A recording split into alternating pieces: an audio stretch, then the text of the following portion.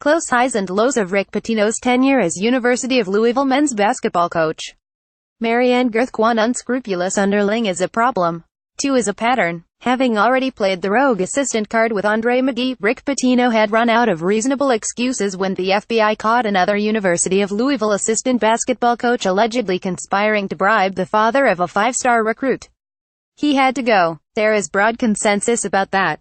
Having survived one scandal involving a brief fling in a local restaurant and another of long-standing in which strippers and prostitutes were brought into a university dormitory to entertain players and prospects, Pitino's memorable tenure entered a short-lived limetic period on the morning of September 26. Now comes the lawsuit. Let's see who blinks first. Presumed to be responsible for the actions of all of his staff members according to contract section 4.3, and subject to termination for just cause in the event of disparaging media publicity of a material nature that damages the good name and reputation of U of L section 6.1.2. Pitino enters these proceedings like a team trailing Duke by double digits with less than a minute left. The latest: Rick Pitino suing University of Louisville Athletic Association for more than $35 million. If the University of Louisville Athletic Association's strategy was temporarily in error, Pitino's leave was initially and erroneously unpaid before that blunder was remedied, it otherwise occupies the higher ground. ULAA might choose to negotiate a settlement to spare itself some adverse publicity and court costs, but it seems unlikely that it would pay Pitino more than a small portion of the $38.7 million he seeks.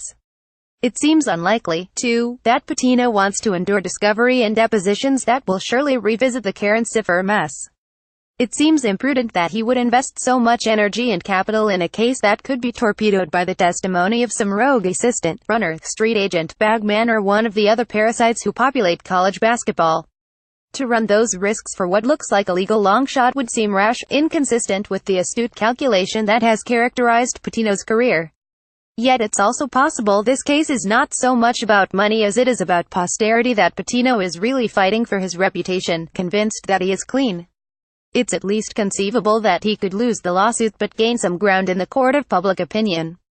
More from Sullivan. Tom Jerick's Louisville performance reviews paint a very different picture. Though a certain amount of suspicion may be warranted, so is a certain amount of logic.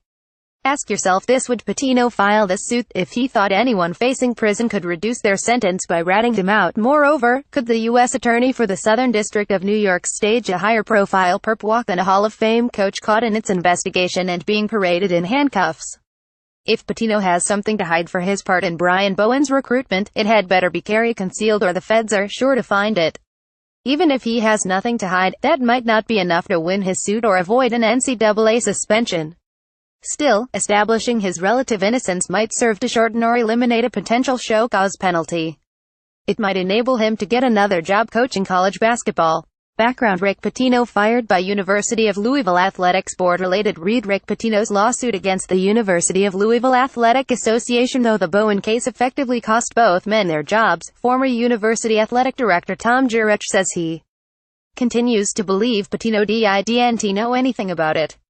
Jerick insists he would have fired Pitino if he thought he were involved in the bribery scheme, but his default setting is faith. One thing that was just constant was, you pay a kid a dime and he owns you, Jerick said, recounting one of Pitino's recurring themes. I heard that a trillion times.